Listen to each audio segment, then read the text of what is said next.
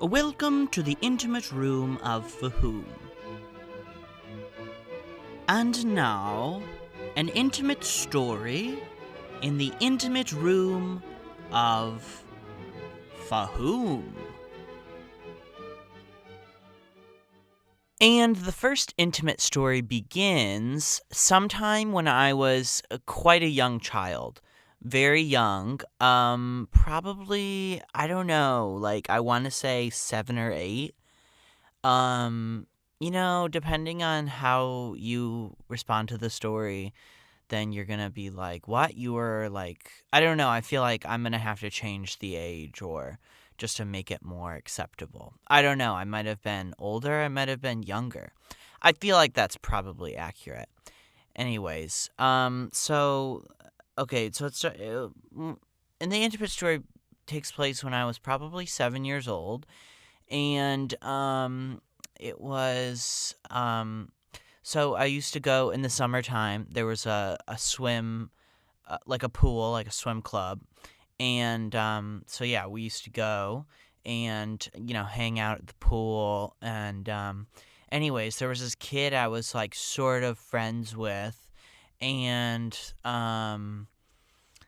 yeah, so we would just swim and play in the playground and the slide. It was very hot. It was like a metal slide and it attracted heat in the summertime, as you can imagine. Very hot slide. Anyways, and I distinctly remember they had speakers at the pool club and they would play, well, it was the early 2000s, so All Star probably, Smash Mouth, and those were the days. Anyways, nostalgia. But no, they were not the days. They were very troubling days. Politically, I mean, in the world. Anyways, okay, so back to the story. So I was, I don't know. I don't know what I was thinking, but I was talking with this kid and we were like, oh, it would be funny if we played dead. And we were like, let's, and I think he didn't have the guts to do it, so I was like, I'll do it. And so I was like, no. Okay, so he didn't know I was gonna play dead. Yeah. Wow. So I'm very dark. I was a very dark child. Anyways, no, I was a very happy child, and anyways, so yeah, I was like, I think he was like, we're playing sword fight with a stick or something, and then I pretended uh him hitting me or something it knocked me out, and I fell on the ground, and I laid there for a couple of minutes, and he was like, "Are you okay?" And I think, or no, he didn't ask genuinely. He was like, "You're just playing dead." But then some other parents got involved, and they were like, "Is he okay? Is he?" And then I eventually woke up, and then they were super pissed, and they were like, oh, "We were gonna call the cop, or not the cops." That was weird. Why did I say that? They were like, "We were gonna call an ambulance," and "How dare you?" And they were just really angry with me. Anyways, I think they could have been more compassionate. Looking back on it, yeah, I probably scared them, but little kids, we play, it's psychological. We like to fantasize and pretend to be other things. So I was just playing dead, and they way overreacted. No, maybe I'm being too easy on myself. I definitely scared some people, and they were and then afterwards I was like, whoa, I really got the gravity of what I had done. So, I didn't play dead anymore again. And that was how I played dead sometime when I was about 8 years old.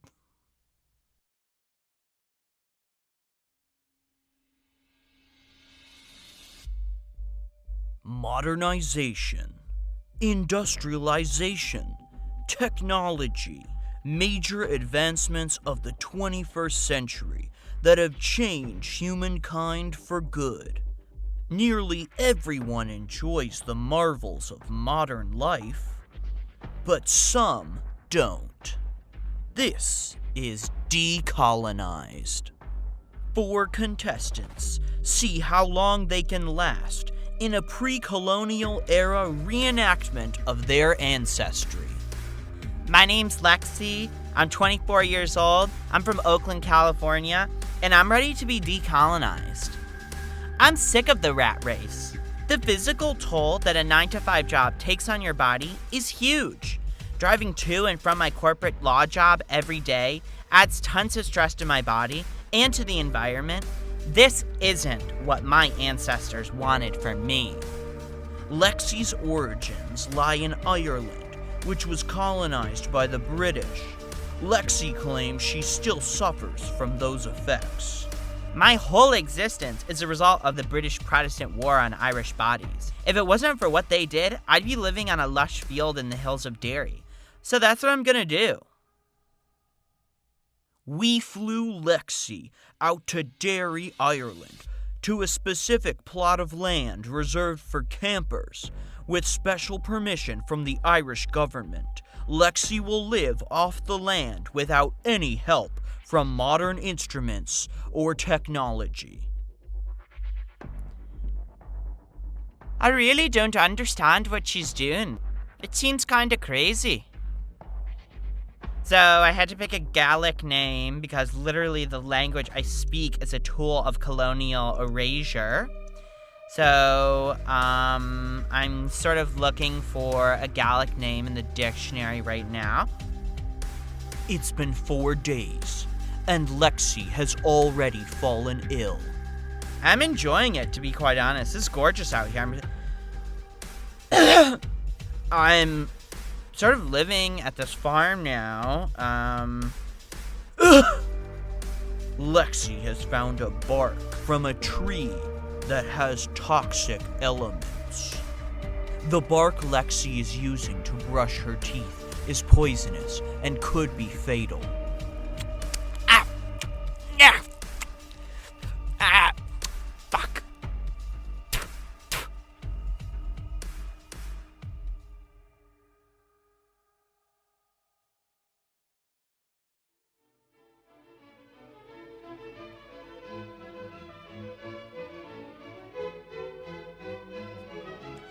And the second intimate story takes place, I think, in 2010. And, well, wait.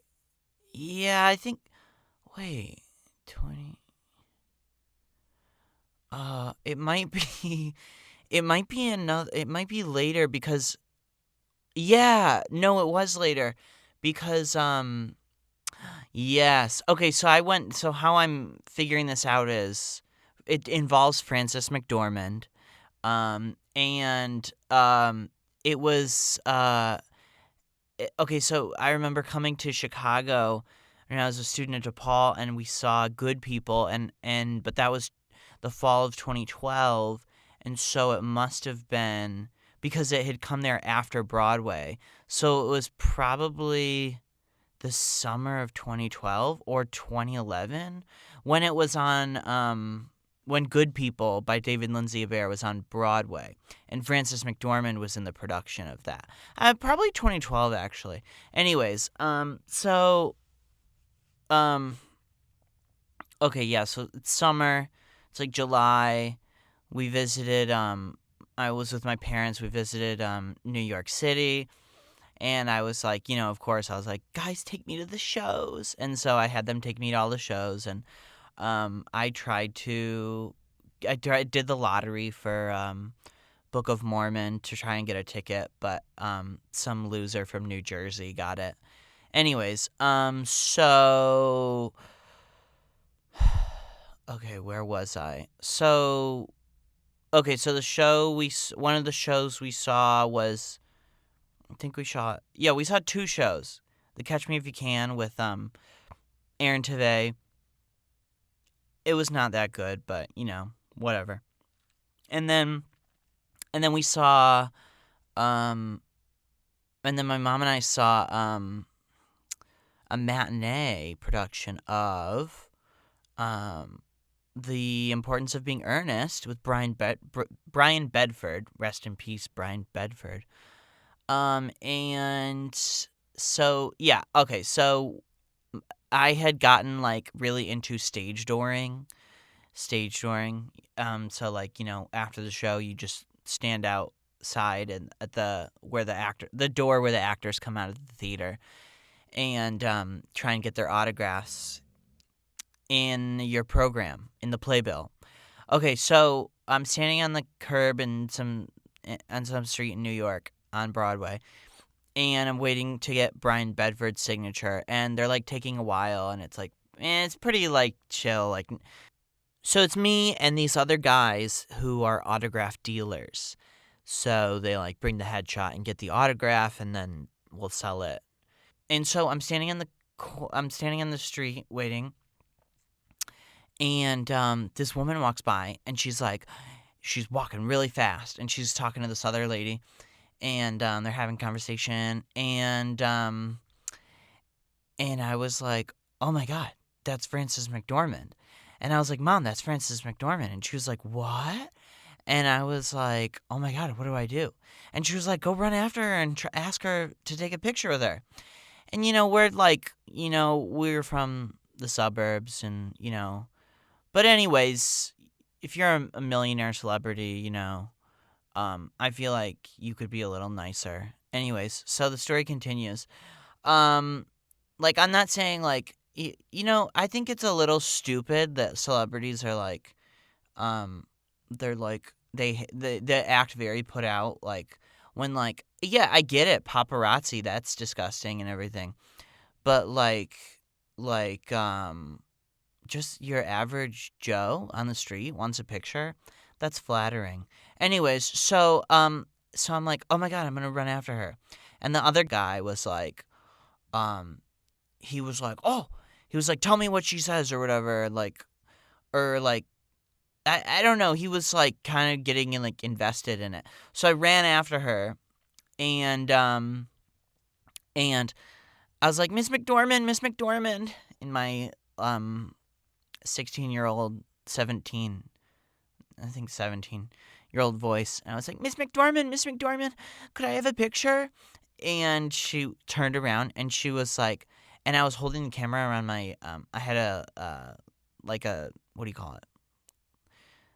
I was wearing it around my neck. It was hanging on my neck. I had that, wow, why can't I think of the word? Anyways, so, and she turns around and she goes, sorry, sweetie. She kind of like put her hand out. Like, feel like maybe she touched me. I don't know.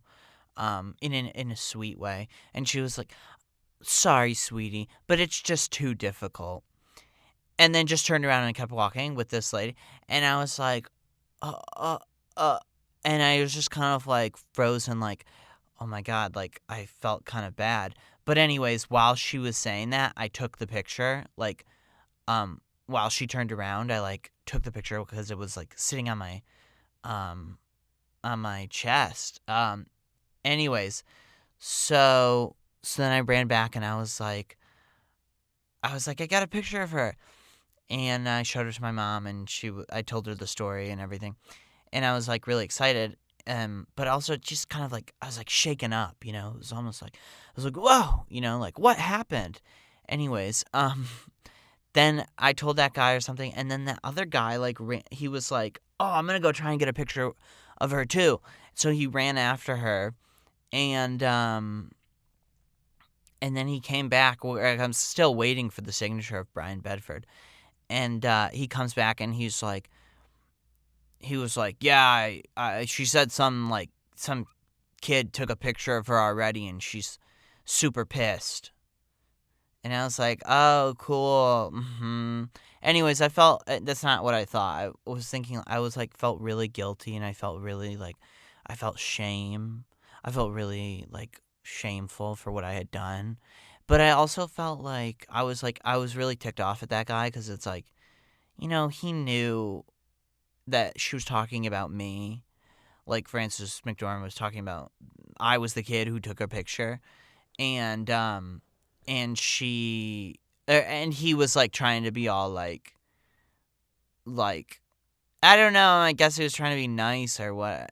He was kind of a jackass. Anyways, and so was Frances. Okay, so Frances McDormand pretends to be like all like she's like I'm super real and down to earth. Like I don't know, you read about her in articles and she's like it's all about the human to human connection. And she was like she said like I feel like there was this New York Times article, as magazine profile of her right around when the Three Billboards movie came out, and she was like talking about, she's telling this anecdote about how she was doing a theater thing in Paris, and this woman came up to her and she was like, "Oh my God, Frances," and she was like, "Can I have a picture or something?" And she was this lady goes in her story that Frances tells, the lady's like, "Can I have a picture?" And Frances is like, "No, but you can have a hug," or something like that, where it's like she's like, and then she hugged the lady and she's like, "See, it's all about the human to human connection," or something like that, some like hoo-ha like hippy dippy like actor thing that actors say. And I was like, okay. I just like, I read that and I think for a while I felt bad. I was like, I'm so sorry for what I did to her. And I kind of joked about it. I was like, haha, but after, like thinking about it more and hearing that story, it's just like, give me a break. She's just a little like cuckoo. Did you see her Tony speech actually for Good People? I think it was after. Yeah, the Tonys. I came home or no, it was maybe before. No, I want to say it was after I came home from that trip and I was watching. She was like all over the place, and I was like, yeah, makes sense. Anyways, okay, I don't know what to say about Frances. What else to say about her? I don't want to like. She's a great actress. But I don't know. It's all subjective. And that is how I angered Frances McDormand in the summer by taking a picture of her in the summer of 2011 or 12. This is Fresh Air with Terry Gross. My guest today is Adam Driver. Adam, you're such an amazing actor. Oh, well, thank you very much. It's a pleasure to be talking with you. I saw you in that play, and your hands, they're just so large. And oh wow, it was a wonderful performance. Thank you, Terry.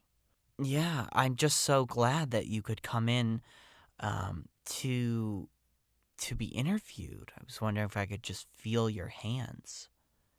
I'm sorry? You're just so sexy, Adam. You're a beast, You're just so you exude a certain eroticism. Oh, okay. Tell me, Adam, what's it like being from the Midwest? I mean, you're from really the heartland of America. I mean, you came from humble beginnings, shall we say. I mean, weren't you in the army? Just tell us more about that. I mean, you're just so wonderful, Adam, and I love you. I love you so much. I'm Terry Gross, and you're listening to Fresh Air. This was an intimate story in the intimate room of Fahoome. Thanks for listening. Toodaloo!